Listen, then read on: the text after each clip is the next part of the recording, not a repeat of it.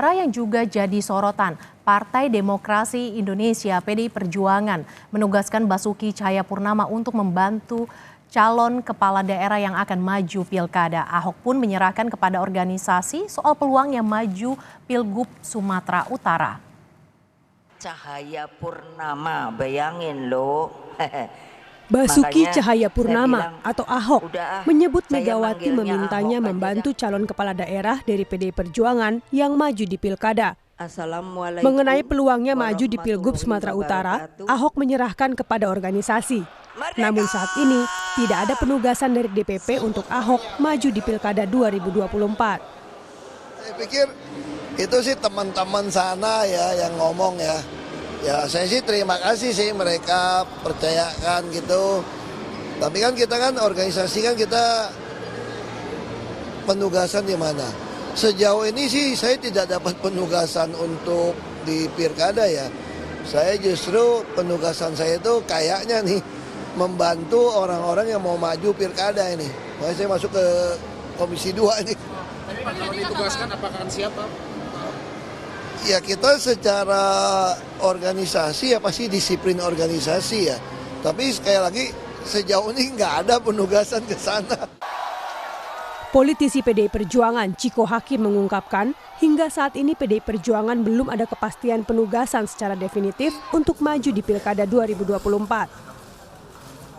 Belum ada kepastian dari PDI Perjuangan untuk bukan hanya Pak Ahok tapi juga untuk calon-calon kepala daerah yang lain atau bakal calon kepala daerah yang sudah mendaftar baik itu dari luar maupun dari internal. Kami belum memberikan penugasan yang definitif bagi siapapun untuk maju di 545 pilkada seluruh Indonesia. Jadi pada prinsipnya kalau kita bicara soal PDI Perjuangan tentunya kita tahu bahwa kader-kader di PDI Perjuangan itu tegak lurus dengan aturan-aturan organisasi.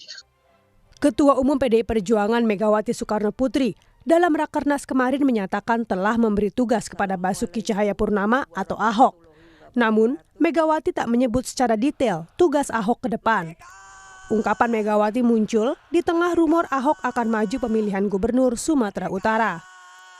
Sekarang beliau bersama kita sudah keluar dari pemerintahan lalu bilang pada saya, Ibu minta tugas. Oke, sudah ada tugasnya. Diketahui sebelumnya, menantu Jokowi yang juga kader baru Partai Gerindra, Bobi Nasution, digadang-gadang akan maju di Pilgub Sumatera Utara.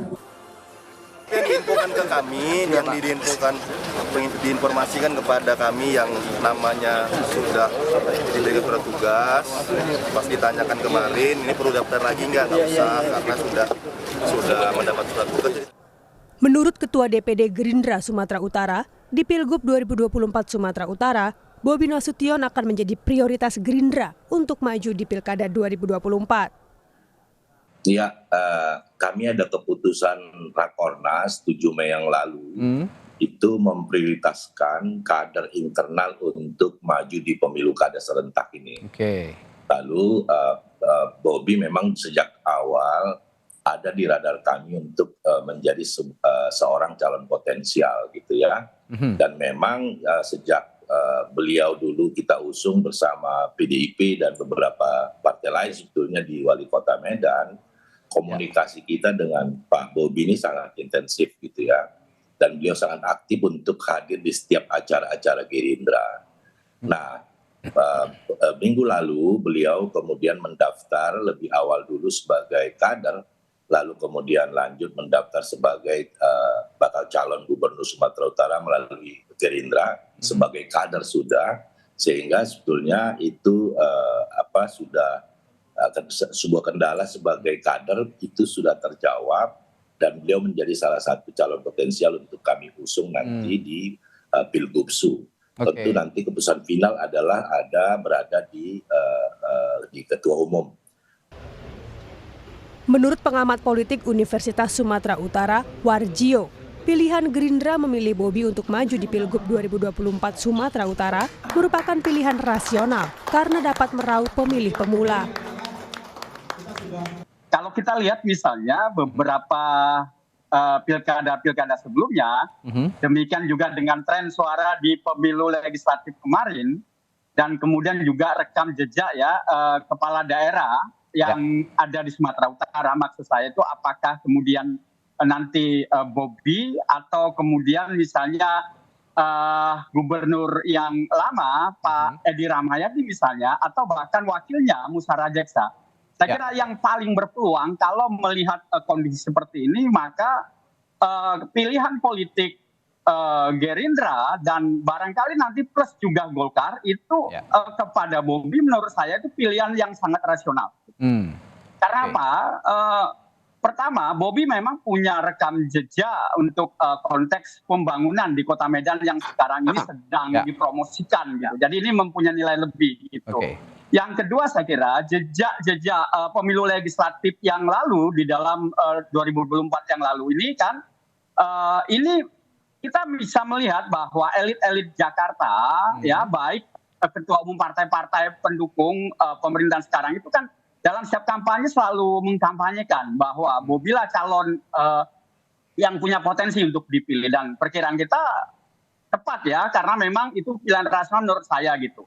Dibandingkan dengan calon lain, saya kira beberapa pertimbangan penting yang harus diperhatikan bahwa sekarang ini di Sumatera Utara itu lebih daripada 50% gitu ya, hampir mencapai 60 lebih itu pemilihnya bersumber daripada pemilih pemula gitu, generasi muda. Gitu. Nah kalau kita bandingkan siapa kira-kira calon yang representasinya untuk pemilih pemula, tentu bisa dijawab dengan tegas itu adalah Bobi. Sementara Pak Edi Rahmayadi bahkan Ahok kaum mudanya itu ya? Itu tidak merepresentasikan itu, dan bagi anak muda itu kan terkesan gitu ya, tidak dianggap belum bisa mengikuti perkembangan mereka. Saya kira ini kondisi penting dan itu sudah dibuktikan dengan dukungan di dalam pemilu legislatif. Dengan majunya Bobi, maka secara langsung akan berhadapan dengan gubernur petahana Edi Rahmayadi. Akankah Ahok juga diterjunkan di Sumatera Utara untuk melawan Bobi Nasution? Tim Liputan, Kompas TV.